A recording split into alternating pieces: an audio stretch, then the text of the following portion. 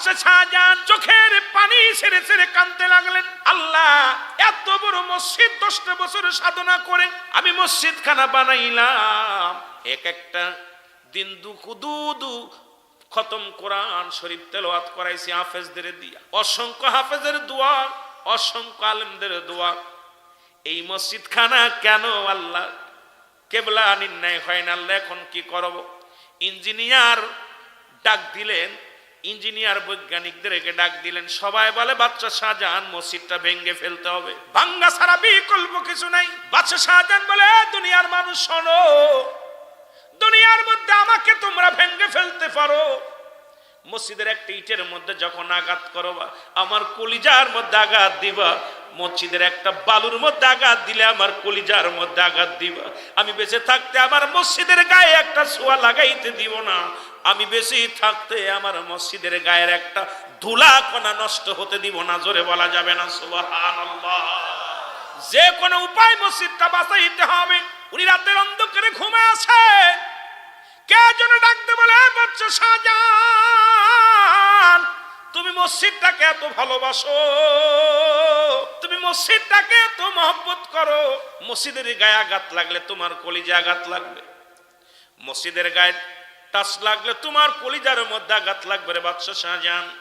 শুনে রাখো, শুনে রাখো, তুমি দেখো কোন আল্লাহ ওয়ালা মানুষ পাও কি খুঁজে কি না, তাকে যদি পাও তার কদমটা জড়ায়া ধরো, একটু উপায় তোমারে বলে দিবে, সেই উপায়ের উপরে তুমি নামাজ আদায় করো। বাদশা শাহজাহান খুঁজতে লাগলো, উজিরকে ডাকতে বলে, উজির দেখো আমার রাজ্যে এমন কোন দরবেশ, এমন কোন ভালো ব্যক্তি আছে কি না, যার কাছে গেলে আমি ভালো একটা পরামর্শ পাবো, কিন্তু মসজিদ আমি ভাঙতে পারবো না, মসজিদটা নষ্ট করা সম্ভব নয়।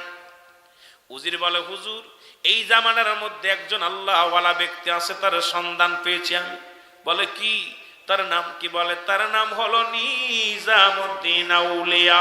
জোরে জোরে চিল্লা বলা যাবে না সুবহানাল্লাহ। নিজামুদ্দিন আউলিয়া। বাদশা শাহজাহান বলে, তাড়াতাড়ি না আমাকে নিয়ে চলো তার কদমের মধ্যে। বাদশা শাহজাহান চলে গেলেন নিজামুদ্দিন আউলিয়ার কাছে, যিনি ছিলেন চোর, ডাকাত, খুনি ছিল। শুনেছেন মুসলমান দুনিয়ার মধ্যে বড় খুনি ছিল। ওনার কাছে গেলেন, যা বললেন, হুজুর আপনার কাছে আমি আসছি। বলে কিসের জন্য আসছো? বলে আমি শুনেছি আপনি আল্লাহর আউলিয়া হয়ে গেছেন, দরবেশ হয়ে গেছেন।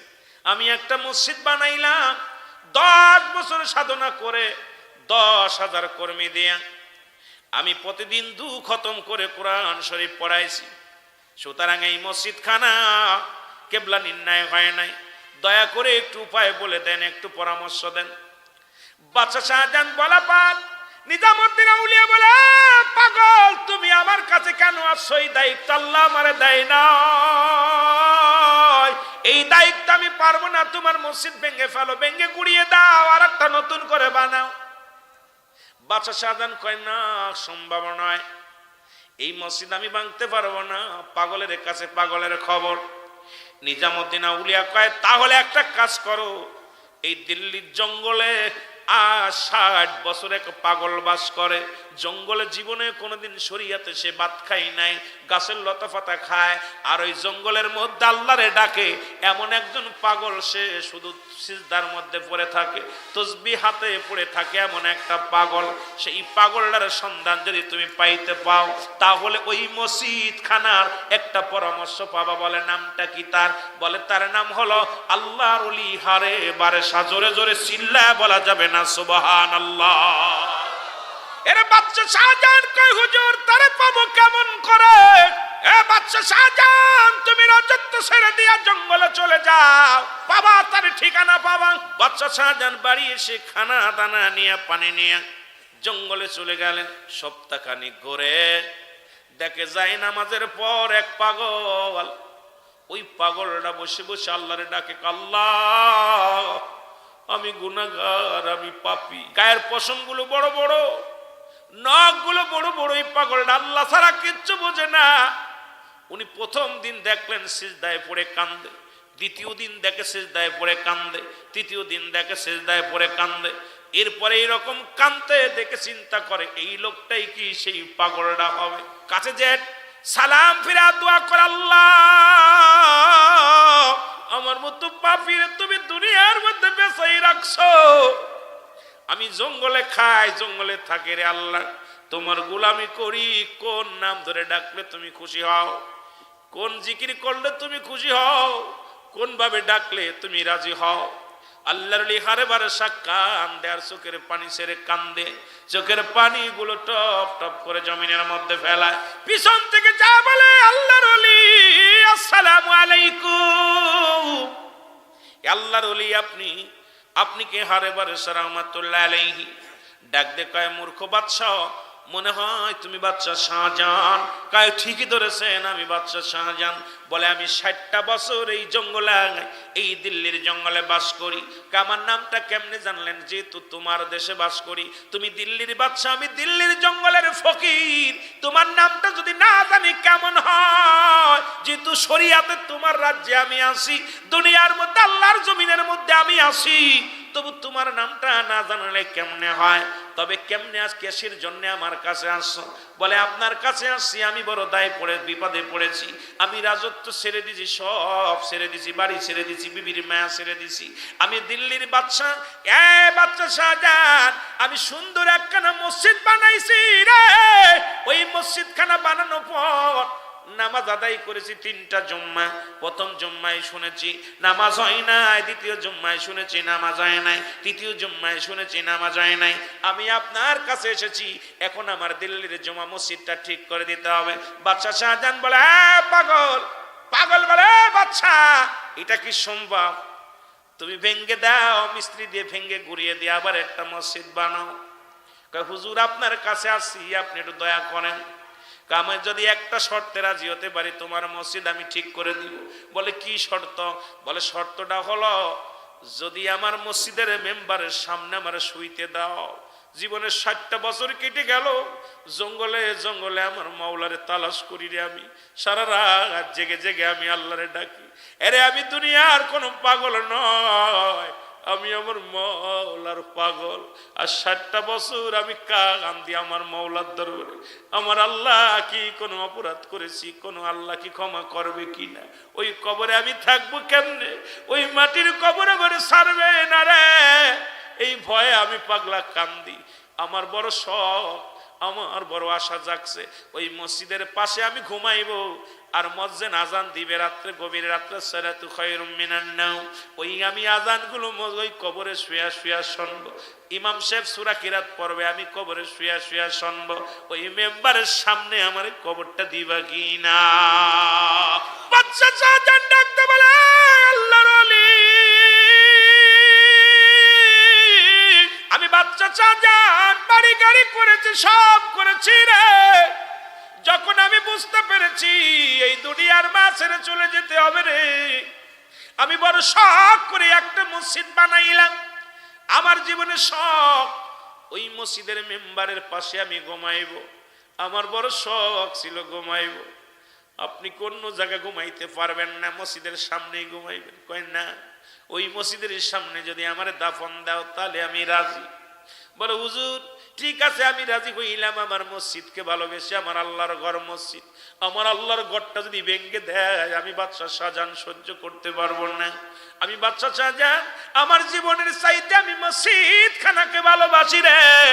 যাও যাও পাগলা, আমি তোমারে কথা দিলাম ওই মসজিদের মেম্বারের সামনে যেখানে ইমাম সাহেব দাঁড়ায় তার সামনেই তোমার মাটি দেয়া হবে। তুমি ইমাম সাহেবের সূরা কিরাত শুনবা, মসজিদের আযান শুনবা, এই আমি অনুমতি দিয়ে দিলাম। চলো যাই। কয় চলো যাই। বাদশা শাহজাহান নিয়ে চলে আসলেন আল্লাহর ওলি হারে বারাসাকে, এনে জনগণকে ডাক দে বলো, ও আমার ভাইয়েরা তোমরা শোনো, প্রজারা শোনো, আজকে আমার মসজিদের কিবলা নির্ণয় হবে। বাদশা বাজান বলা পর সব লোকজন পাগল হয়ে ফিরে চলে আসলেন, পঙ্গপালের মতো ছুটে আসলেন। লোকজন বলে, বাদশা শাহজাহান এই মসজিদ কে সোজা করে দিব? বাদশা শাহজাহান বলে, এই যে দেখতেছো এক আল্লাহর পাগল, দুনিয়ার কোনো পাগল নয়, যিনি আল্লাহ রব্বুল আলামিন যারে জঙ্গলে যিনি কাটায় আল্লাহর প্রেমে পড়িয়া কবরের ভয় জাহান্নামের ভয় দুনিয়ার সব ছেড়ে দিয়ে জঙ্গলে বাড়িঘর বানাইছে, দুনিয়ার মুখাফেক্কি না আল্লাহর মুখাফেক্কি হইয়া পড়ে আছে জঙ্গলের মধ্যে, এই পাগলটাই দিবে আমার মসজিদটা সরাইয়া। আল্লাহর ওলি হারে বারসা লোকজন দেখে সবাই হাসে আর কয়, বাচ্চা তুমি পাগল হয়ে গেছো, তুমি এমন একটা লোক ধরে আনছো, এই লোক মসজিদ তো দূরের কথা একটা পাট কাটি সোজা করার মতো বল নাই, যার গায়ের মধ্যে কোনো বল নাই, হাড্ডি গুড্ডি শুকায় গেছে, একদম কঙ্কাল দেহখানা, এই মানুষটা তো হাঁটতে পারে না, সে আবার মসজিদ ঠিক করে দিবে কেমনে? এটা সম্ভব নয়। সকলে বলার পর হাসাহাসি শুরু করলেন। বাদশাহ নীরবতা পালন করে। আল্লাহর ওলি হারে বারসা রাহমাতুল্লাহ আলাইহি উনি ডাকতে বলে, ও প্রজারা এত হাসি কিসের রে, এত হাসি কিসের? মসজিদও আল্লাহ আর আমিও আল্লাহ, তোমরাও আল্লাহ, তোমরা বিশ্বাস রাখো, আমার উপরে বিশ্বাস রাখো, আমার আল্লাহ যেহেতু আমার বানাইছে তোমারও বানাইছে, আল্লাহ সমাধান দিবে, একটু ধৈর্য ধরো তোমরা। তবে তোমাদের মধ্যে যিনি বৈজ্ঞানিক, যিনি দার্শনিক, তোমরা শোনো, কান পেতে শোনো, তোমরা ভালো করে ম্যাপ ধরো, এই মসজিদ খানা আমি ধাক্কা দিয়ে সরায়া দিব। জোরে বলা যাবে না সুবহানাল্লাহ? ভাইরা আমার, বন্ধুরা আমার, শোনো, ইঞ্জিনিয়ার ম্যাপ ধরলেন, ইঞ্জিনিয়ার ম্যাপ ধরে কয়, হুজুর এই দিক থেকে দিকে ঠেলা দেওয়া লাগবে।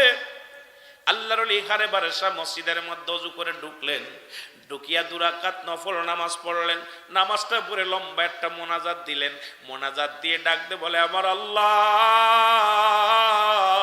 জীবনে কিছু চাই নাই তোমার কাছে, জীবন ভরে গোলামি করছি তোমারে পাওয়ার জন্যে, আল্লাহ এবার জীবনে একটা শখ, আমি মসজিদের পাশে ঘুমাইব, মসজিদের আজান শুনবো, আল্লাহ মসজিদের ইমাম সাহেব খুতবা পড়ব, মসজিদের ইমাম সাহেব কোরআন তেলাওয়াত করবে, সূরা কিরাত পড়বে, আমি শুয়ে শুয়ে শোনার বড় স্বপ্ন জাগছে, আল্লাহ তুমি আমার এই সুযোগটা করে দিও, আমার বঞ্চিত করো না, এই 60 বছরে আমি জীবনে কোনোদিন কিছু চাই নাই, আজকে তোমার কাছে জীবনে একটু শুইতে চাই, কবরটা আমার ওই মসজিদের সামনে, এই সুযোগটা আমারে করে দাও। আমার আল্লাহ বলে ডাক দিয়া, এরে মুসলমান, ইলহামের মাধ্যমে বাদশা, মুসলমান বাদশা বসে আছে, ইলহামের মাধ্যমে আল্লাহর ওলি হারে বারসাকে শোনায়া দেয়, ও আল্লাহর পাগল কেন ভয় করিস, যা মসজিদের ভিতরে হাত লাগা, ওই হাতখানি আমার, বান্দা যখন আমার হয়ে যায় আমি বান্দার হয়ে যায়, আমি তুই কেন ভয় করিস রে বান্দা, আমি তো তোর হয়ে গেছি, তোর ভয়ের কোনো কারণ নাই, কারণ তোর জীবন জৈবন সব সুপে দিছিস আমারে, আমি আল্লাহরে সুপে দিছি রে, ভয় পাস না রে পাগল, যা তোর জীবনের স্বপ্নটা পুরা হবে। আল্লাহর ওলি হারে বারসা মসজিদের কাছে যায়, চিৎকার মেরে বলে, আমার মালিক, ও আমার আল্লাহ, ও আমার আল্লাহ, আমি পাগল হাত তুলেছি গো, আমারে ফিরে দিও না।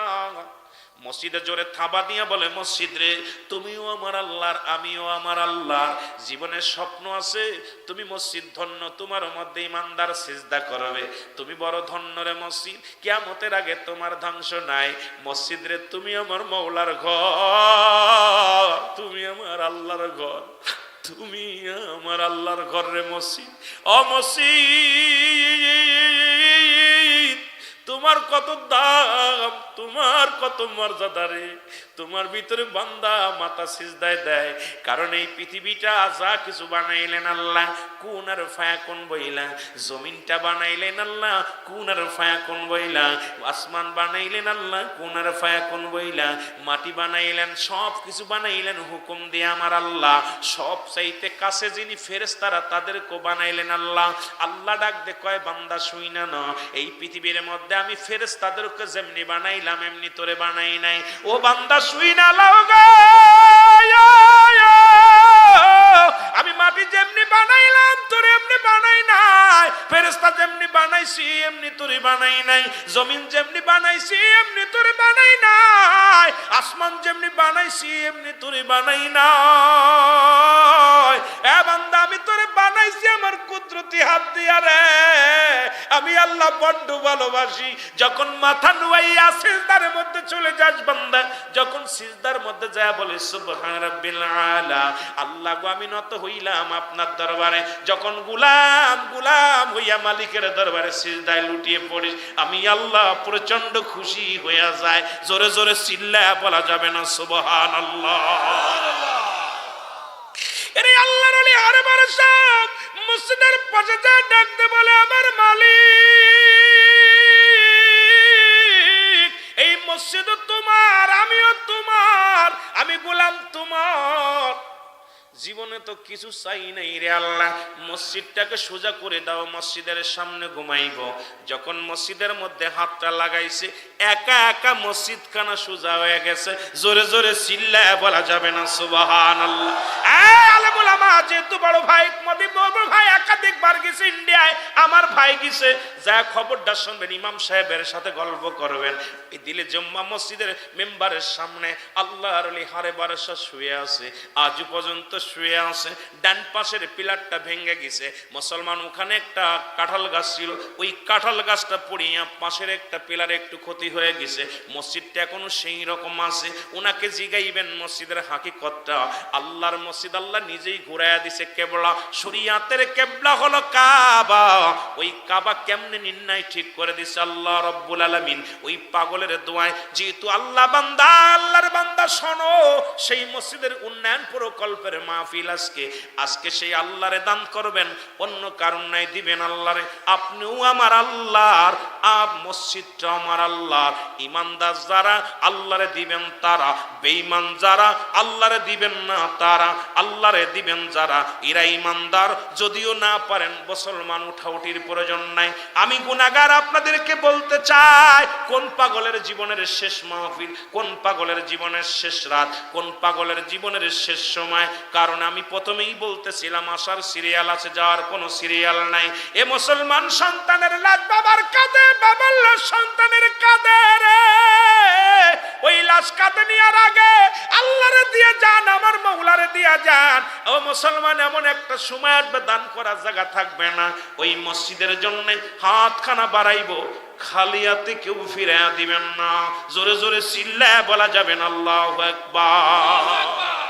আল্লাহর নবীর একজন সাহাবী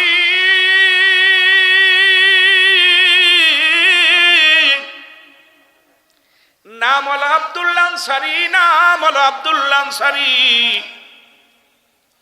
আনসারী নামাজ শেষ করে যাইতে একটু দেরি হয়েছে। আমার অনেক মা বোনদের দেখলাম গো, আমার মা বোন ডাক দিয়ে বলে, এবার আনসারীর বিবি ডাক দিয়ে বলে, স্বামী আপনি প্রতিদিন নামাজ শেষ করে আগে আগে চলে আসেন, আজকে কেন এত দেরি হলো একটু জানতে পারবো কি? ডাক দে কয়, বিবি, ও আমার বিবি, আমি আনসারী রাসূলুল্লাহ ওয়াজ করতেছিলাম, আমার নবী ওয়াজ করতেছিল, সেই ওয়াজ শুনতে যাইয়া একটু দেরি হয়ে গেছে। আনসারী বিবি ডাক দে কয়, স্বামী রে, আপনার কাছে অনুরোধ করি, আপনার কাছে অনুনয় বিনয় করে বলি, স্বামী আমার নবী কি ওয়াজ করছে আমার একটু শোনায় যান। আমার নবী কি ওয়াজ করছে আমি একটু জানতে চাই। রাসূলুল্লাহ কি ওয়াজ করছে আগে জানতে চাই। কেমন বিবি আর কেমন স্বামী গো। আমাদের বউগুলো বাড়ি গেলে কয়, কোন কোয়াতায় গেছিল ওয়াজ শুনতে? কে খিচুড়ি দিছেনি, তবারক দিছেনি? কয় এত রাত হলো ওয়াজ শুনি, আবার কোথাও গেছিলেনি? কোন জায়গায় কোনো গল্প করতে গেছিলে কিনি? কিন্তু আমার আব্দুল্লাহ আনসারীর বিবি ডাকতে বলেন, বানের স্বামী, আল্লাহর নবী কি ওয়াজ করছে একটু জানতে চাই। আনসারী বলে, বিবি রে, আমার নবী ওয়াজ করছে, কোন ব্যক্তি যদি 5 ওয়াক্ত সালাত, 5 ওয়াক্ত নামাজ সময় মতো ওক্ত মতো আদায় করতে পারে, নবী নাকি তারে হাত ধরে জান্নাতে নিয়ে যাবে। সুবহানাল্লাহ। বিবি ডাকতে বলে, স্বামী আমি আপনার কাছে বালাখানা চাই না, বাড়ি চাই না, গাড়ি চাই না, আমি একটা নারী হয়ে আপনার কাছে দাবি করব, আপনি একটু আমার একটু সুযোগ দিবেন, আমিও যেন সময় মতো ওক্ত মতো 5 ওয়াক্ত নামাজ আদায় করতে পারি। জোরে জোরে চিল্লা বলা যাবে না সুবহানাল্লাহ? বিবি ডাকতে বলে, স্বামী আমি 5 ওয়াক্ত নামাজ ওই সালাত যেন আদায় করতে পারি, আপনি একটু সুযোগ আমারে করে দিবেন, আমি যেন নবীর সনে আপনার সনে জান্নাতে যেতে পারি। রাসূলুল্লাহ সালাত আদায় করে সালাম ফিরানোর আগে দেখে আব্দুল্লাহ আনসারী প্রতিদিন নামাজে আসে। যেমন আমাদের ইমাম সাহেব হুজুর, শহীদুর রহমান সাহেব নামাজ পড়ায়, মুসল্লি কজন আছে উনি বলে দিতে পারে। মুসল্লিদের চেহারা দেখে 5 ওয়াক্ত সালাতের ভিতরে মুসল্লিদের সঙ্গে কি হয়, মিলন হয়, দেখা হয়। কোন মুসল্লি যদি একদিনের জায়গা 2 দিন না আসে, ইমাম সাহেব হুজুর জিগায় আমাদের অমুক মুসল্লি কই, অমুক মুসল্লিকে দেখি না কেন? কারণ ইমাম সাহেব হুজুর মুসল্লিদেরকে খেয়াল রাখে। মায়ার নবী ডাকতে বলে, আমার সাহাবীরা রে, আজ 3টা দিন হয়ে গেল সব সাহাবীরে দেখি, কিন্তু আমার আব্দুল্লাহ আনসারী নামাজে আসে দেখি সে আসতে, কিন্তু সালাম ফিরায় ধরে মেরে চলে যায়। কিসের জন্য সালাম ফিরায় তারে দেখতে পাই না? সাহাবীরা বলে, ইয়া রাসূলুল্লাহ, ইয়া হাবিবাল্লাহ, নিশ্চিত দুনিয়ার কোনো কাজে ব্যস্ত আছে, নিশ্চিত কোনো ঝামেলার মধ্যে আছে, নিশ্চিত হয়তো বিবির প্রেমে পড়ে গেছে, না হয় দুনিয়ার প্রেমে পড়ে গেছে। আল্লাহর নবী বলে, সাহাবীরা রে, আমি নবী নিজেই খবর নিব কেন আসে নাই, আমি নবী নিজেই খবর নিব, আমি যাব ওখানে সাহাবীর বাড়ি। নবীজি চলে গেলেন সাহাবীর বাড়ি, সালাম দা, আসসালামু আলাইকুম আলাল বাইত। একবার নয়, দুবার নয়, 3বার সালাম দিলেন। রাসূলুল্লাহ সালাম দিলেন, নবী সালাম দিয়া কোনো উত্তর পাইল না রে। নবী মনে একটু কষ্ট পেয়ে নবীজি চলে আসলেন। পিছন থেকে দৌড়াইতে দৌড়াইতে আব্দুল্লাহ আনসারী যাইয়া রাসূলুল্লাহর পাশাপাশি যাইয়া যায় বলে, ওয়ালাইকুম আসসালাম ইয়া রাসূলুল্লাহ, ওয়ালাইকুম আসসালাম ইয়া হাবিবাল্লাহ, ওয়ালাইকুম আসসালাম ইয়া রাহমাতাল লিল আলামিন। জোরে জোরে চিল্লা বলা যাবে না সুবহানাল্লাহ? আল্লাহর নবী ডাকতে বলে, আনসারী রে, আমি 3বার তোমার সালাম দিয়েছিলাম, 3বারও একবারও জবাব পাইলাম না, আবার 3বারই তুমি উত্তর দিলে, তার মানে আর বুঝতে বাকি নাই তুমি নিশ্চিত ঘরের মধ্যে ছিলে, আমার সালামের জবাব দেও নাই। আনসারী বলে, ইয়া রাসূলুল্লাহ, ইয়া হাবিবাল্লাহ, নবী গো, মায়ের নবী, আমি কেন সালামের জবাব দিই নাই, কেন আপনার উত্তর দিই নাই, এই কেন জবাব আমি দিতে পারবো না ইয়া রাসূলুল্লাহ, ইয়া হাবিবাল্লাহ। আপনি যদি দয়া করে একটু বাড়িতে যাইতেন, আপনি যদি দয়া করে আবার একটু আমার ঘরে যাইতেন, তাহলে আমি বলতে পারতাম কেন আপনার সালামের জবাব দিই নাই রে। কেমন নবী গো, কেমন নেতা। নবী বললেন, চলো যাই আনসারী, চলো যাই। রাসূলুল্লাহ রওনা হয়ে গেলেন, যে আনসারীর ঘরের দরজায় গেলেন, আনসারীর দরজাটা খুলে দিলেন।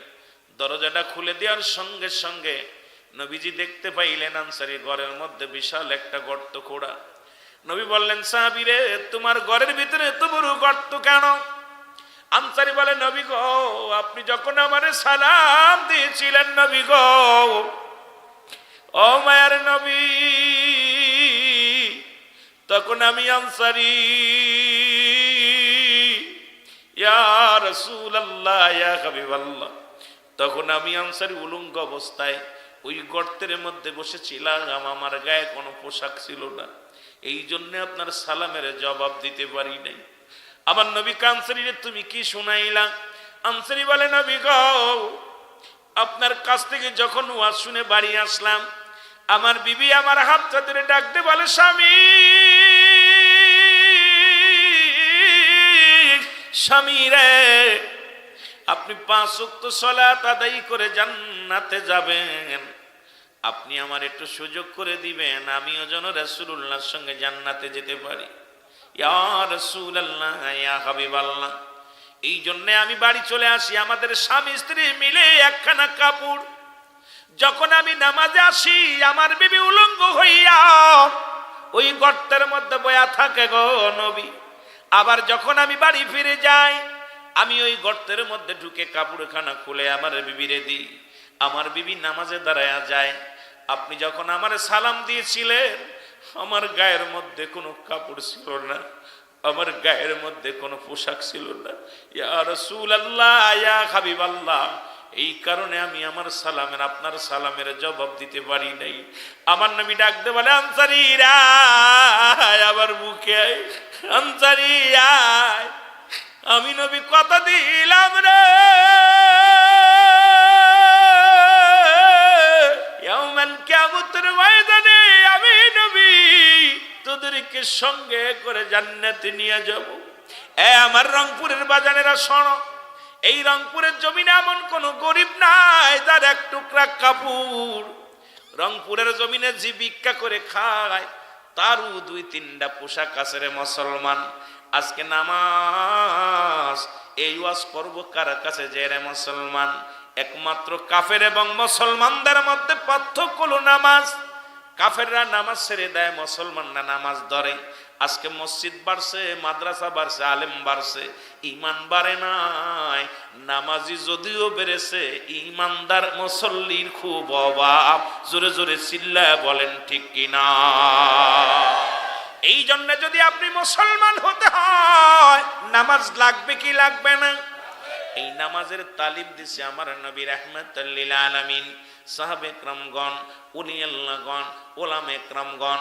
আজকে নামাজের তালিম শুধু চলছে চলছে, নামাজের ওয়াজ চলছে চলছে, কিন্তু নামাজই বাড়ছে না, ইমানদার বাড়ছে না।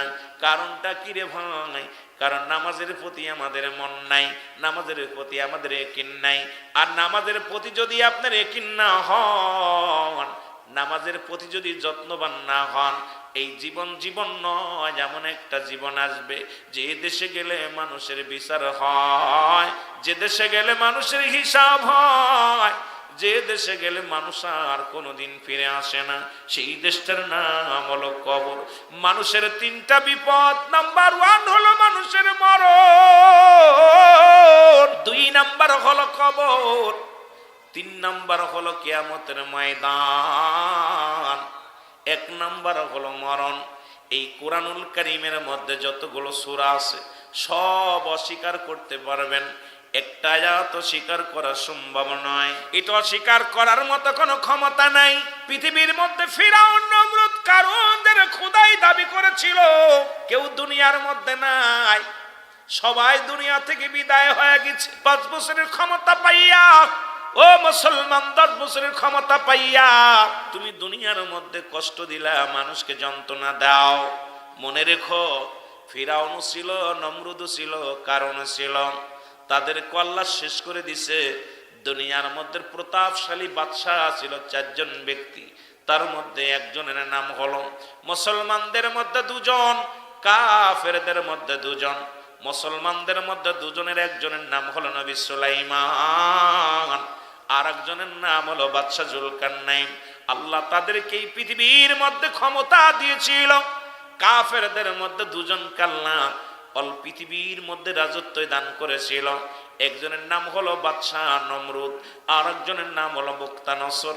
এই পৃথিবীর মধ্যে কাফেরদের মধ্যে 2 জন, মুসলমানদের মধ্যে 2 জন আল্লাহ প্রতাপশালী বাদশা বানায়া দিয়েছিল। তাদের আল্লাহ দুনিয়া থেকে বিদায় করে দিছে। সুতরাং এই পৃথিবীর রং তামাশায় পড়ে রে মন, কতই অন্যায় করতেছো, কত জুলুম করো, কত না তুমি বল পথে চলো। এই দুনিয়ার জিন্দেগি ছেড়ে চলে যেতে হবে। একবার কেন তুমি চিন্তা করো না রে মন, একবার কেন তুমি ভাবো না রে মন? আমি বলতেছিলাম 1 নাম্বার বিপদ হলো মানুষের মরণ রে। আল্লামা মুফতি আমজাদ আলী সাহেব একটা কিতাব লিখলো, কিতাবের নাম বাহারে শরিয়াত। এই কিতাব লিখতে যায় উনি বললেন, দুনিয়ার মানুষ শোনো, মানুষ যখন সাধারণ মৃত্যু বরণ করে, এই মানুষটার মৃত্যু হলো 70টা তাজা উটের গায়ের চামড়া জবাই না করিয়া উল্টো দিকে টান দিয়া লবণ আর মরিচ লাগা দিলে যতটুকু যন্ত্রণা হয়, ও দুনিয়ার মানুষ শোনো, এর চাইতে 70 গুণ যন্ত্রণা হলো একটা মৃত্যু, সহজ মৃত্যু। এখন আমরা যারা মরণকালে পায়খানা করে দিই, মরণকালে প্রস্রাব করে দিই, মরণকালে যাদের জিহ্বা বড় হয়ে যায়, মরণকালে কত মানুষের দেখলাম চোখ দুটি বড় বড় হয়ে যায়, কত মানুষের জানাজা পড়লাম, কত মানুষের কাপন পরাইলাম, কত মানুষের দাপন করাইলাম, কত মানুষের মুসলমান গোসল করাইলাম। ওই জিহ্বাটা বাইর হইছে আর ঢুকানোর সম্ভাবনা নয়, চোখ দুটি বড় বড় হয়ে গেছে, বন্ধ করার সম্ভাবনা নয়, এক টঙ্গ পরে গেছে, পায়খানা প্রস্রাব করে দিছে। তাদের মৃত্যুটা কত কঠিন হয় ও মুসলমান, তাদের মৃত্যুটা কত কঠিন হয়, একবার ভাবার দরকার। এই মরণের চিন্তা কেন করো না রে? কত রাজা কত বাদশা দুনিয়ার মধ্যে আগমন করলো, সবাই বিদায় নিয়ে গেছে, কেউ চিরস্থায়ী নয়। আমি আপনিও চলে যাব, আমরাও চিরস্থায়ী নাই। এই জন্য সদা সর্বদাই মরণের চিন্তা করা লাগবে কি লাগবে না? জোরে জোরে চিল্লায় বলা যাবে না লাগবে কি লাগবে না? একটু জোরে জোরে চিল্লায় বলা যাবে না আল্লাহু আকবার। এর একজন নবী এখনো জান্নাতের মধ্যে আছে রে। পৃথিবীর মধ্যে একজন 4 জন নবী জীবিত গো, যাদের মধ্যে একজনের নাম হলো মুসলমান। শোনে না, এখনো 4 জন ব্যক্তি জীবিত আছে, তাদের মধ্যে একজনের নাম হলো যিনি ইদ্রিস আলাইহিস সালাম জান্নাতের মধ্যে আছে, এখনো জিন্দা আছে। এদের মধ্যে ইদ্রিস আলাইহিস সালাম, এরপরে আরেকজন নবী নাম হলো হযরত ঈসা আলাইহিস সালাম।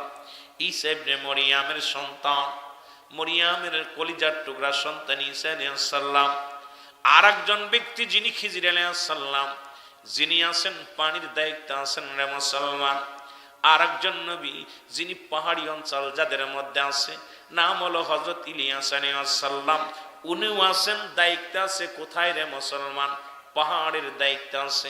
এখনো 4 জন ব্যক্তি জিন্দা আছে রে মুসলমান। শুনে নাও এ আমার বাবারা, শোনো, ওই ইদ্রিস আলাইহিস সালাম উনি দুনিয়ায় মেহমান ছাড়া খানা খাইতেন না।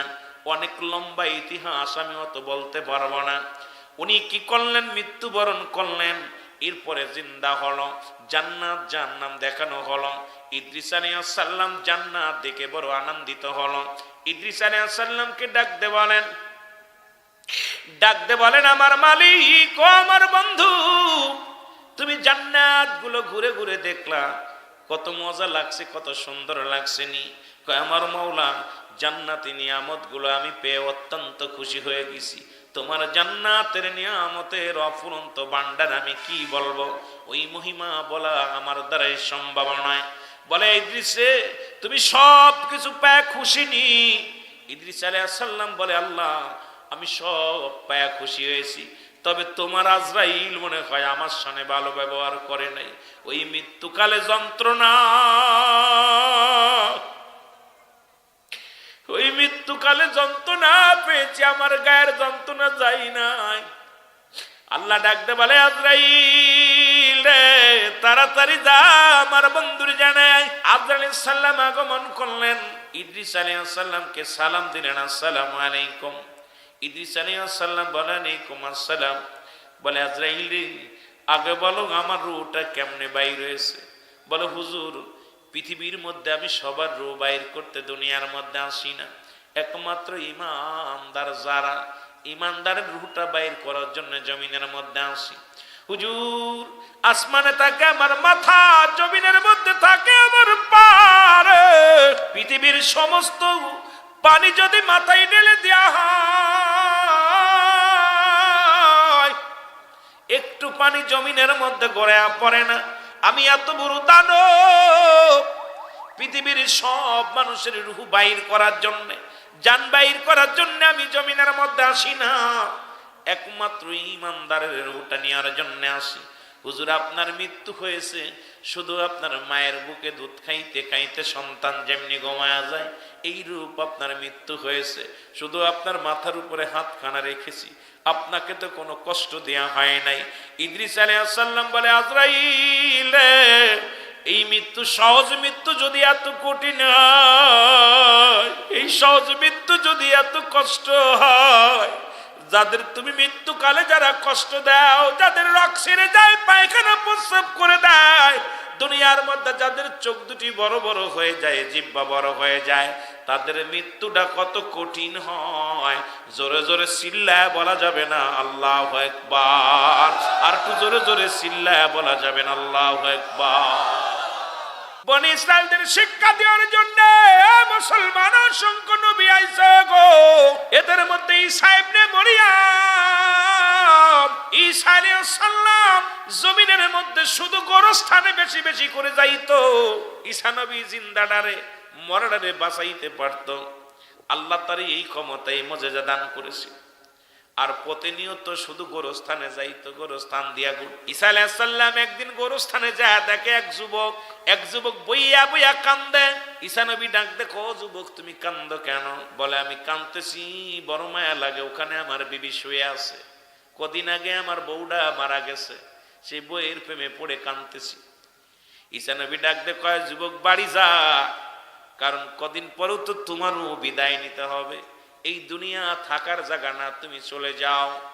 যুবক বলে, হুজুর আমার বিবিরে আমি অনেক ভালোবাসি, বিবির অত্যন্ত মায়া করি, আমার আল্লাহ হয় বিবিরে ফিরে দিতে হবে, না হয় আমারে নিয়ে যেতে হবে। যতক্ষণ পর্যন্ত আমারে নিবে না, নাই বিবিরে ফিরে দিবে না, আমি যুবক কথা দিছি এই গোরস্থান থেকে বাড়ি ফিরে যাব না। জোরে জোরে চিল্লা বলা যাবে না আল্লাহু আকবার? ঈসা নবী ডাকতে বলে, যুবক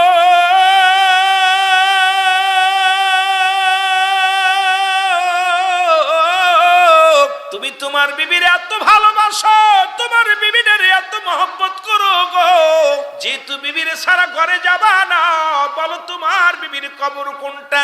ডাক দিছে কবরের পাশে যাই। ঈসা আলাইহিস সালাম ডাক দিছে, ওঠো, কে শুয়ে আছো?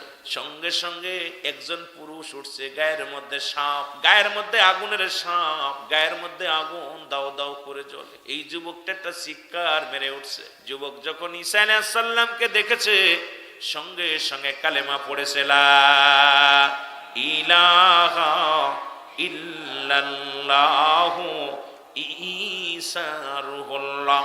জোরে জোরে চিল্লা বলা যাবে না সুবহানাল্লাহ? গায়ের আগুন গুলো লিভে গেছে, সাপ গুলো ছুড়ে গেছে। যুবক ডাকতে বলে, হুজুর আমি আজ 6 মাস কবরে শুয়ে আছি, একদিনও আমি আযাবের ফেরেশতা থেকে বাঁচতে পারি নাই, আমি কঠিন আযাবের মধ্যে ছিলাম, আমি বড় পাপী, আপনার উপরে ঈমান আনতে পারি নাই, না আনার কারণে আমি কবরের মধ্যে বড় কষ্ট ছিলাম। হুজুর আজ আমি আপনারে চিনতে পেরেছি, আর যখনই আমি ঈমান আনছি আল্লাহ এবং আপনার উপরে, সঙ্গে সঙ্গে আল্লাহ আমারে মাফ করে দিছে। ঈসা আলাইহিস সালাম ডাকতে বলে, যুবক রে তুমি বললা তোমার বিবি মারা গেছে, এ তো কবর থেকে উঠলো একজন পুরুষ, এ তো একজন পুরুষ উঠছে। বলে, হুজুর এটা আমার বিবির কবর না, ওটার পাশের ডাক। ডাক দিছে, ওঠো। ঈসা আলাইহিস সালাম বলেন, যুবক তুমি ঘুমায়া যাও। ঈসা নবী দোয়া করলেন, জাহান্নামী যুবক জান্নাতি হয়ে গেছে। জোরে বলা যাবে না সুবহানাল্লাহ? আর একটু জোরে বলে। এর ডাকতে বলেন, ওঠো, কবর থেকে ওঠো। সঙ্গে সঙ্গে উঠছে গো। দেখ এক রূপবতী গুণবতী এক মহিলা, সুন্দরী এক মহিলা কবর থেকে উত্তোলন হয়েছে। ডাকতে বলে, যুবক রে এটা কি তোমার বিবি? বলে জি। বলে, যুবক রে তোমার বিবি ছিল ইমানদার, আমলদারি, তোমার বিবি জান্নাতি ছিল, জান্নাতের মধ্যে ছিল, যাও তোমার বিবি নিয়ে যাও। বিবিটি উঠলো, কিন্তু ইমান নষ্ট হয়ে গেছে রে মুসলমান। বিবিটি উঠে গেছে, চলে গেলেন, বাড়িতে চলে গেলেন। বিবিকে নিয়ে বাড়ি চলে যাও। বাড়ি যা যুবক ডাকতে বলে, বিবি আজ 3টা দিন হয়ে গেল, তোমারে সারা ভালো লাগে না, ওই গোরস্থানে আমি রাত কাটাই, দিন কাটাই, বড় ক্লান্ত হয়ে গেছি। বিবিরে তোমার উরতের পর মাথা রেখে একটু ঘুমাইব। বিবির উরতের পর মাথা রেখে একটু ঘুমাইলেন। ঘুমানোর পর ওই রাস্তা দিয়ে যাইতেছিল রাজকুমার। রাজকুমারের নজরে পড়লো এক সুন্দরী নারী। রাজকুমার আস্তে আস্তে করে ঘোরা চালাইয়া গেলেন রাজকুমারীর বাড়ি, মেয়েটার বাড়ি। যা ডাকতে বলে, যখন রাজকুমারকে দেখেছে মেয়েটা, সঙ্গে সঙ্গে রাজকুমার ডাকতে বলে, এ মেয়ে তুমি কি যাবে আমার লগে, আমার বাইজি হইয়া? বলে, যাব। সঙ্গে সঙ্গে উনি ওনার সঙ্গে উঠে চলে গেলেন, রাজ দরবারে চলে গেলেন। এরপরে যুবকের গম ভাঙলো, গম ভাঙে দেখে বিবি নাই। বিবিকে তন্ন তন্ন করে খুঁজলেন, কোথাও পাইলেন না। আমার বাবারা কোথাও খুঁজে পাইলেন না, কোথাও খোঁজ আর মিলল না। অবশেষে ঘরে ফিরে আসলেন, এসে দেখেন ঘোড়ার পায়ের ছাপ। ঘোড়া দেখে চিন্তা করে নিশ্চিত ঘোড়ার মধ্যে কোন যুবক এসে নিয়ে গেছে আমার বিবিটারে। ঘোড়ার পায়ের ছাপ খুঁজতে খুঁজতে চলে গেল রাজমহলে, যা দেখে বিবি অন্য পুরুষের রং তামাশার মধ্যে আছে। যুবকের সঙ্গে রাজকুমারের সঙ্গে মুসলমান রঙ্গনীলায় মেতে আছে। দূর থেকে ডাকতে বলে, বিবি ও বিবি। রাজকুমার ডাকতে কয়, মেয়েরে তোমারে বিবি বলে ডাক দেয়, ছেলেরে কি চেনো? কয় না চিনি না। কে তোমারে বিবি বলে ডাক দেয়? কয় আমি তো চিনি না। কয় তুই পরে মুসলমান রাজকুমার আসলেন, তার খোলা বাড়ি তরবারি দিয়া এক কবে যুবকটারে দুনিয়া থেকে বিদায় করে দিলেন। যুবক বেঈমান হয়ে মারা গেল। এরপরে মুসলমান ইহা দ্বারা বুঝাইয়া দিল, ঈসা আলাইহিস সালাম তার কওমের লোকদেরকে বুঝাইয়া দিল, ও দুনিয়ার মানুষ শোনো, এই দুনিয়া একটা রূপবতী মহিলা, এই দুনিয়া একটা রঙ্গ মেলা।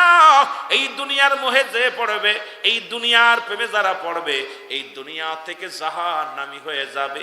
এই দুনিয়া থেকে ঈমান নিয়ে দুনিয়া থেকে মারা যাবে। এই দুনিয়া রঙ্গনীলার মধ্যে পড়ো না, কারণ এই দুনিয়া চিরস্থায়ী নয়।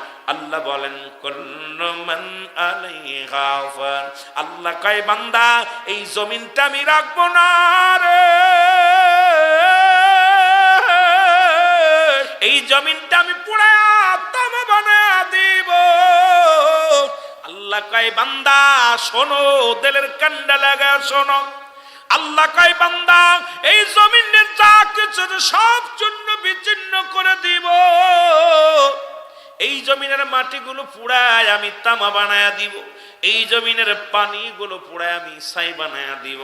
যেদিন কিচ্ছু বলতে কিচ্ছু থাকবে না, সেদিন থাকবো শুধু আমি আল্লাহ। জোরে জোরে চিল্লায়া বলা যাবে না সুবহানাল্লাহ। আল্লাহ বলেন, কুল হুয়াল্লাহু আহাদ আল্লাহুস সামাদ লাম ইয়ালিদ ওয়া লাম ইউলাদ ওয়া লাম ইয়াকুল লাহু কুফুয়ান আহাদ। জোরে জোরে চিল্লায়া বলা যাবে না আল্লাহু আকবার। আল্লাহ বলেন, আমি আল্লাহ এক। কয়জন? জোরে বলেন, আল্লাহ কয়জন? ও মুসলমান, আল্লাহ কয়জন? এ মুসলমান, আজকে যারা আল্লাহর সাহায্য বাদ দিয়া দেব দেবীর সাহায্য নেয়, আল্লাহর সাহায্য বাদ দিয়া যারা অন্যকে ভগবান বানায়া চলতে চায়, আল্লাহর সাহায্য বাদ দিয়া যারা দ্বিতীয় ভগবান বানায়, আল্লাহ রাব্বুল আলামিনের যারা ও মুসলমান শুনে নাও, আল্লাহ কয়, বান্দা আমি আল্লাহ এক, আমি আল্লাহ এক। কাউকে আমি জন্ম দিই নাই, কারো থেকে জন্ম নিই নাই। আসমান জমিনের মধ্যে আমার সমতুল্য সমকক্ষ আর কেউ নাই। সুতরাং একমাত্র গোলামি করব কার? জোরে বলেন কার? আরো জোরে বলেন কার? একটু মহব্বতে চিল্লায়া বলেন আল্লাহু আকবার। আজকে কোরআনের ভিতরে তারা জামানের আজকে তাফসীরি মাহফিলের জন্য কিছু কথা বলতে হবে। কোরআনটা নিয়েও এখন গবেষণা করে কিছু নাস্তিক গুলো কয় কোরআনের মধ্যে ভুল আছে। আল্লাহ কি কয়? আল্লাহ বলেন, যালিকাল কিতাবু লা রাইবা ফি।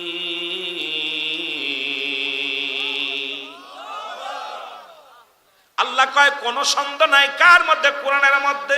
আসেনি? সন্দেহ আছে? পৃথিবীর সব জায়গা সন্দেহ ঢুকাইতে পারে, কোরআনের মধ্যে কোনো সন্দেহ নাই। কোরআনকে হেফাজত করার দরকার আছে কি না? জোরে বলেন আছে কি না? আলোচনা কই থেকে রাখলাম, কোন জায়গা যায় মনে রাখবেন। আবার মুসলমান শোনেন, যদিও আমি কয়েকটা বিষয়ের পরে কথা বলেছি, শেষ করেছি অল্প অল্প বলেও, এর দিকে খেয়াল রাখা লাগবে রে মুসলমান। এই কোরআন সবার জন্য আসে না। যদি বলি সবার জন্য আসে, এটা আমি মানতে পারি না। যদি কোনো মুফতি সাহেব বলে কোরআন সবার জন্য আসে না, কোরআন আসছে কাদের জন্য? হুদাল্লিল মুত্তাকিন, একমাত্র মুত্তাকিনদের জন্য, হেদায়েত প্রাপ্ত বান্দাদের জন্য। অহিদায়েত প্রাপ্ত বান্দাদের জন্য কোরআন আসে নাই।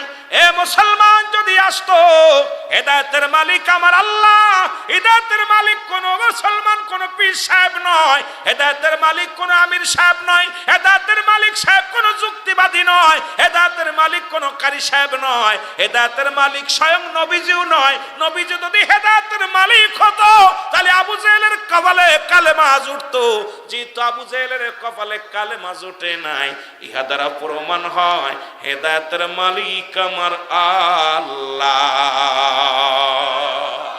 হারামকে হালাল বলার এখতিয়ার কারণ নাই, জোরে বলেন ঠিক কি না? হারামকে হালাল বলার কোন এখতিয়ার কারণ আছে? জোরে বলেন আছে? হালালকে হারাম বললে সে কাফের, কাফের, কাফের। আবার হারামকে যদি হালাল বলে সেও কাফের। জোরে বলেন ঠিক কি না? সুতরাং আপনি কিছু মানবেন, কোরআনের আপনার বিপক্ষে গেলেই বলেন যেটা মানবো না, আপনার মানবো না।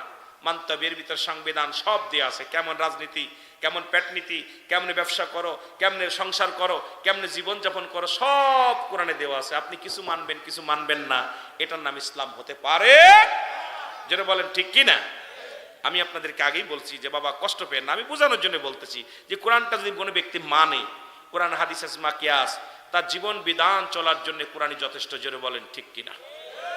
তবে মুনাফিক থাকবে। আল্লাহ কমিনান নাস, মানুষের মধ্যে, নাস শব্দের অর্থ মানুষ, মানুষের মধ্যে মায়া করে তারা বলবে আমান্না, তার ঈমান আনছে বিল্লাহি, আল্লাহর প্রতি, আল্লাহর কাছে। রাসূল বলতেছে হাবিব একদল লোক আপনার কাছে আসবে, কারা? মানুষের মধ্যে। নাস শব্দের অর্থ কি? জোরে বলেন নাস শব্দের অর্থ কি? মানুষ। আল্লাহ বলে হাবিব আপনার কদমের মধ্যে আপনার কাছে একদল লোক যাবে, তারা বলবে আমরা ঈমানদার, আমরা মুত্তাকিন, ওমা হুম বিমুমিনিন।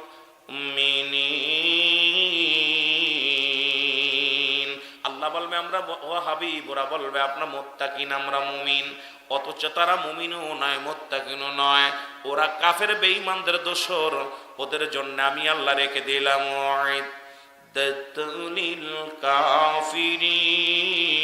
কাফিরিন, ওই কাফের বেঈমান মুনাফিকদের জন্য প্রস্তুতি করে রাখলাম, একটা নয় দুটি নয়, 7-7টা জাহান্নাম। বেঈমান মুনাফিকদের জন্য প্রস্তুতি করা আছে জাহান্নাম। এখন জান্নাতীদের জন্য জান্নাত, জাহান্নামীদের জন্য জান্নাত জাহান্নাম। এই জান্নাতের ভয়ে রাসূলুল্লাহর এক সাহাবী, এ মুসলমান দিলের কান্ডা লাগা শুনে নাও, রাসূলুল্লাহ, রাসূল পাক সাল্লাল্লাহু আলাইহি ওয়াসাল্লামের এক সাহাবী, উনি নামাজের ওয়াজ দিয়ে আমি শুরু করেছি। সাহাবী এত ইসলাম ভালোবাসতো, এত কোরআনকে ভালোবাসতো, রাসূলকে ভালোবাসতো। ও মুসলমান, হঠাৎ ওই মসজিদে যায়, প্রতিদিন 5 ওয়াক্ত সালাত আদায় করে। যুবক ভাইয়েরা খেয়াল করবেন, যুবক বয়স, দেখতে শুনতে ভালো, উঁচু লম্বা ভালো, প্রতিদিন নামাজ পড়তে যায়। আর মসজিদের পাশের বাড়িটা হলো এক বেদুইনের, একজন কাট্টা বেঈমান মুনাফিকদের বাড়ি, অমুসলিমের বাড়ি। কিন্তু যুবকটাকে ভালো লেগে যায়, যুবকটা প্রতিদিন 5 ওয়াক্ত সালাত নামাজ নবীজির পিছে পড়ে, আর নামাজ শেষ করে বাড়িতে আসে। এই আদর্শ দেখে যুবতী ভালো লেগে যায়।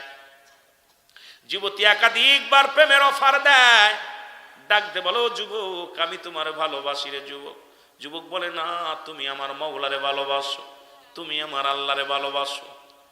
যুবতী কয় না, তোমার আমি ভালোবাসি। যারা আমার যদি ভালোবাসো, আমার আল্লাহর আগে ভালোবাসো, আমার রাসূলকে আগে ভালোবাসো, আগে ইসলাম ধর্ম কবুল করো। যুবতী কয় না, তোমার আমার ভালো লাগে। যুবক কোনোদিন রাজি হলেন না। একদিন ঈশা সালাত নবীজি আদায় করিয়া সাহাবীদেরকে নিয়া, ইসলাম যে কত প্রিয়, ইসলাম যে কত মনোনীত, আল্লাহ পাকের মনোনীত ধর্ম, আমার মুসলমান, এটা বোঝানোর জন্য আমি কথাটা বলে যাই, দিলের কান্ডা লাগা শোনো। রাত্রে নামাজ আদায় করে যখন রাত্রে বাড়ি ফিরতেছিলেন, ওই যুবতী অনেক বান্ধবীদেরকে দিয়া ছেলেটাকে ব্ল্যাকমেন করিয়া ঘরে ধরে নিয়ে আসলেন। ধরে এনে দরজা লাগায় দিয়া সর্বপ্রথম প্রেমের অফার দিলেন, প্রত্যাখ্যান করলেন যুবক। যুবককে ডাকতে বলে যুবতী, ও যুবক তাকা দেখ। উনি ওনার গায়ের কাপড়গুলো খুলে ফেললেন, যুবকটা চক্ষু দুটো বন্ধ করে দিলেন, পণ্যের কাপড়টা খুলে ফেললেন, একেবারে উলঙ্গ হয়ে গেলেন যুবতী। যুবক চোখ দুটো বন্ধ করে বলি, ইয়া রাসূলুল্লাহ, মার নবী গো,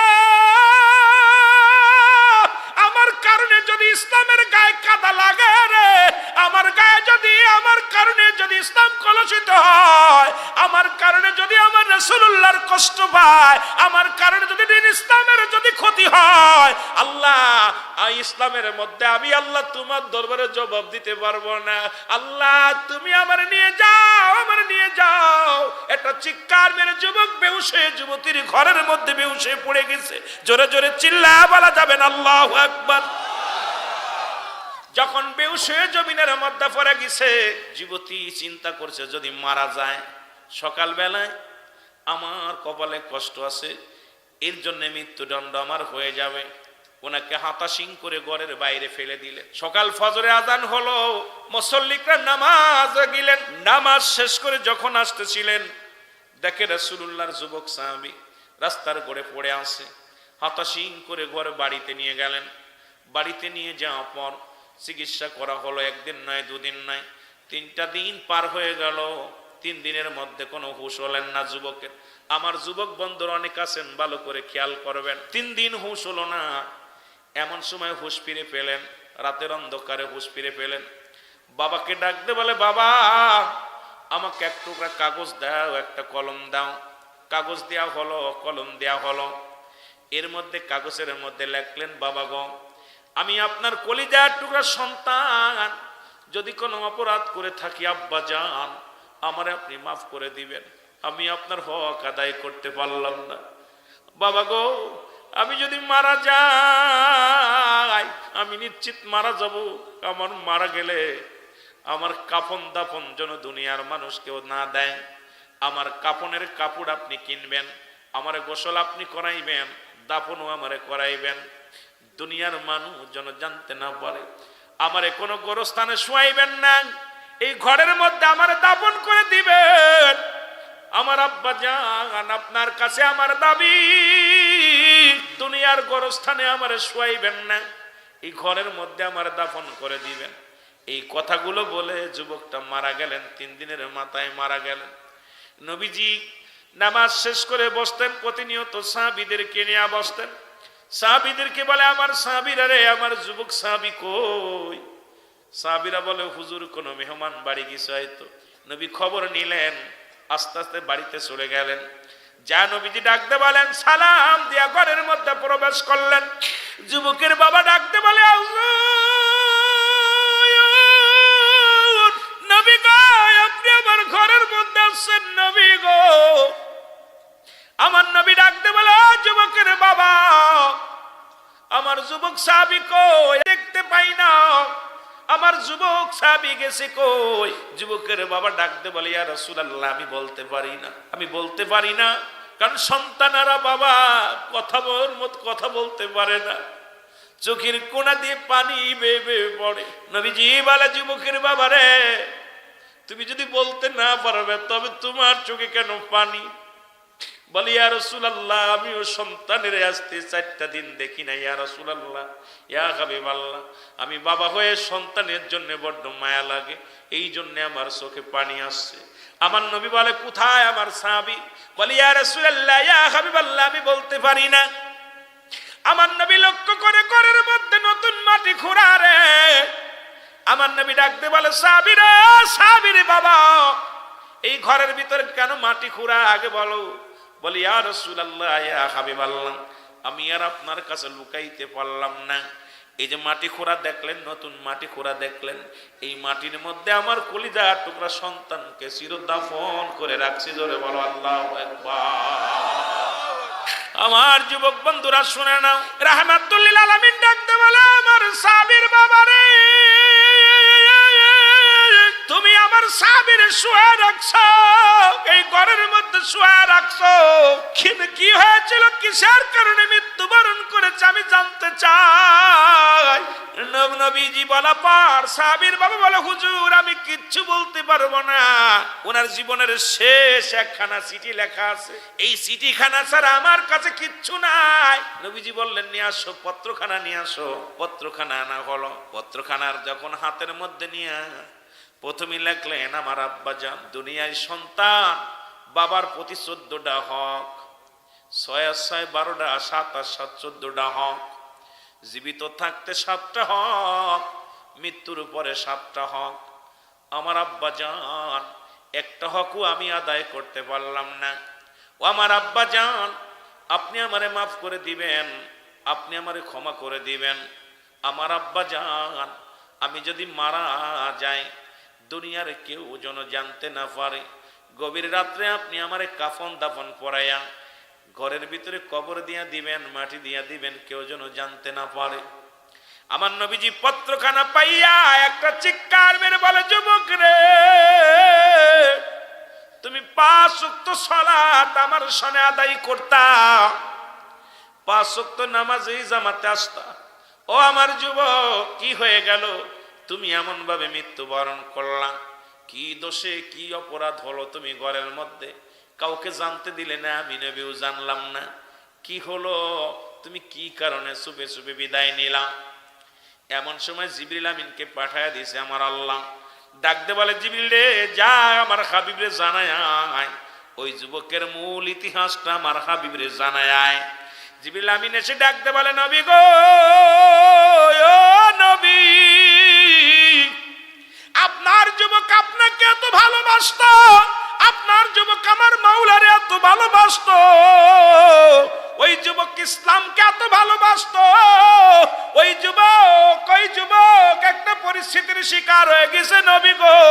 নবী বলে, কি হয়েছে বলো জিবরিল আমিন?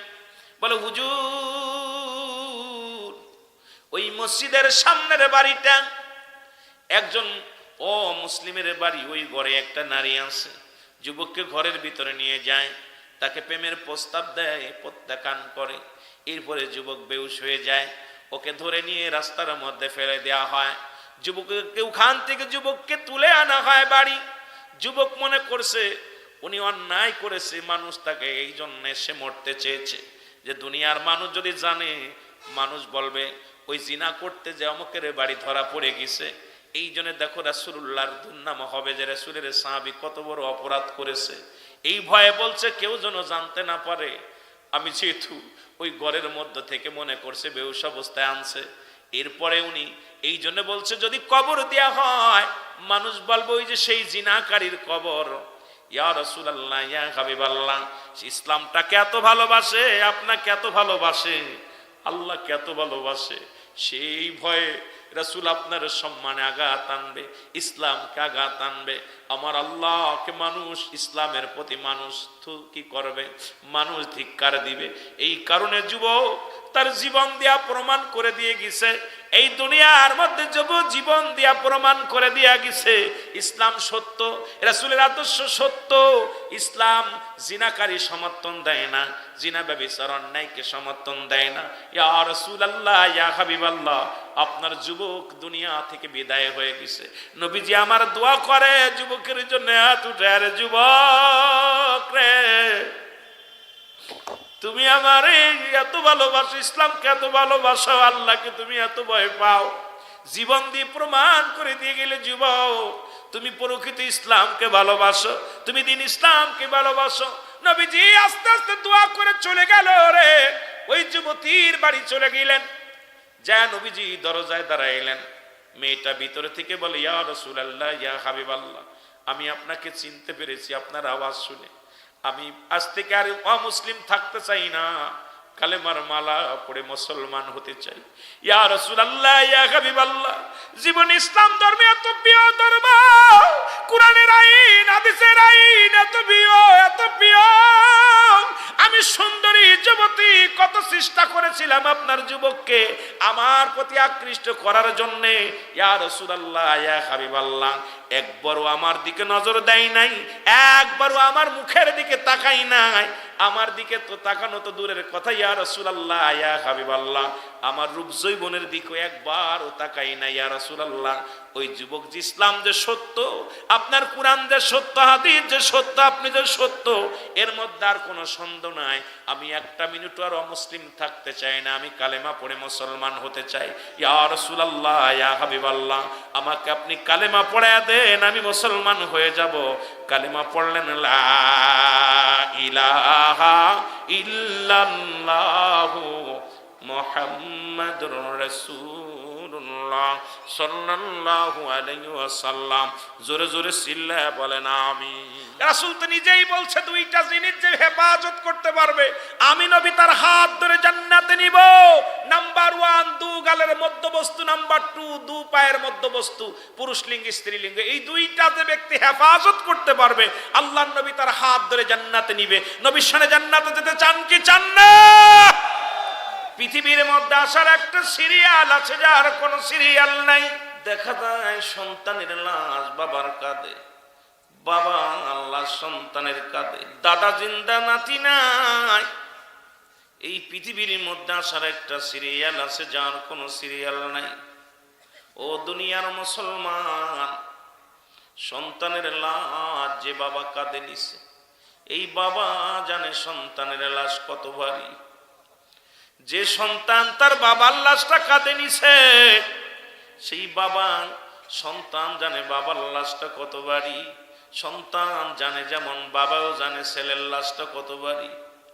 লাশ বহনকারী ব্যক্তি জানে পৃথিবীর মধ্যে লাশটা কত ভারী।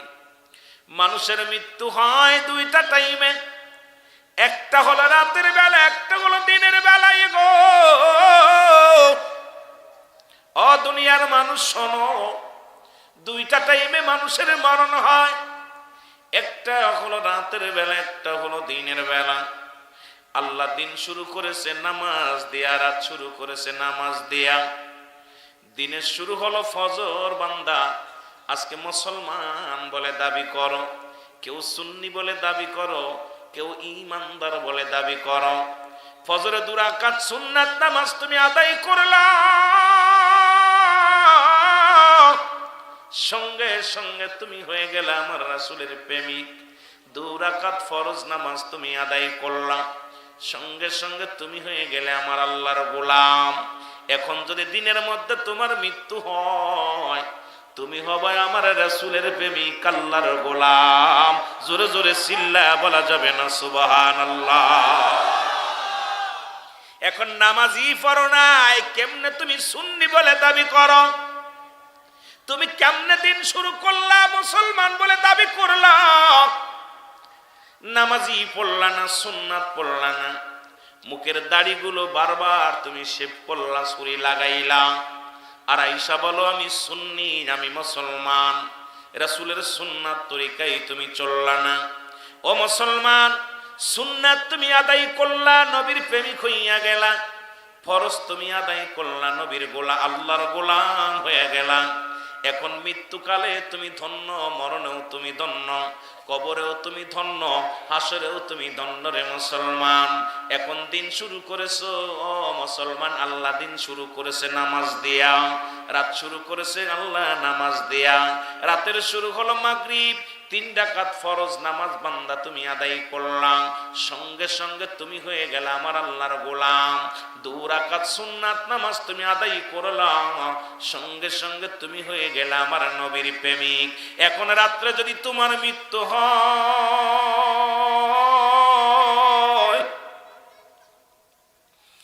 ও দুনিয়ার মানুষ শোনো, রাত্রে যদি তোমার মৃত্যু হয়, তোমার মৃত্যুটা হবে আমার রাসূলের প্রেমিক, আল্লাহর গোলাম।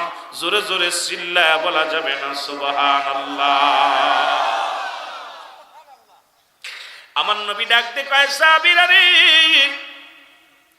তোমরা কি আমার সাথে কেউ জান্নাতে যেতে চাও? আমি আলোচনা এখনো শুরু করি না, আমি আস্তে আস্তে যে আলোচনার মধ্যে যাই।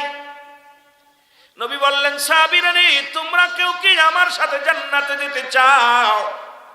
সাহাবীরা বললেন, ইয়া রাসূলুল্লাহ, ইয়া হাবিবাল্লাহ, কে বানা চায়?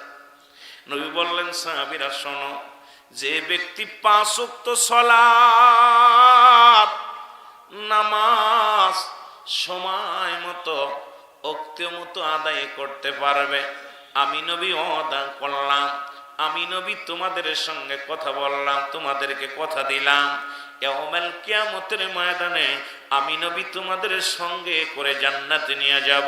এখন রাসূলের সঙ্গে কে কে জান্নাতে যেতে চান একটু হাত দুগুলো তালে দেখা। এখন নবীর সঙ্গে যদি জান্নাতে যেতে চাই, তাহলে আমার নবী বললেন, সাহাবীরা রে, পাঁচ ওয়াক্ত ফরজ নামাজ, পাঁচ ওয়াক্ত সালাত সময় মতো মতো যদি কোনো ব্যক্তি আদায় করতে পারে, আমি নবী তার হাত ধরে জান্নাতে নিয়ে যাব। এখন নামাজ যারা পড়বে রাসূলুল্লাহর সঙ্গে তারা জান্নাতে যাবে, নামাজ যারা পড়বে না, আদায় করবে না, নবীজির সঙ্গে যাইতে পারবে না। আজ থেকে নামাজও ছাড়তে চাই না, রাসূলকেও ভুলতে চাই না, নামাজও পড়তে চাই, রাসূলকেও চাই। আর ওই আমার আল্লাহ রেখেছে একটা নয়, দুটি নয়, 8টা জান্নাত প্রস্তুতি করে। আল্লাহ কয় ইমানদার মুমিনের জন্য আমি রেখে দিলাম উইদ্দাতুল মুমিনিন।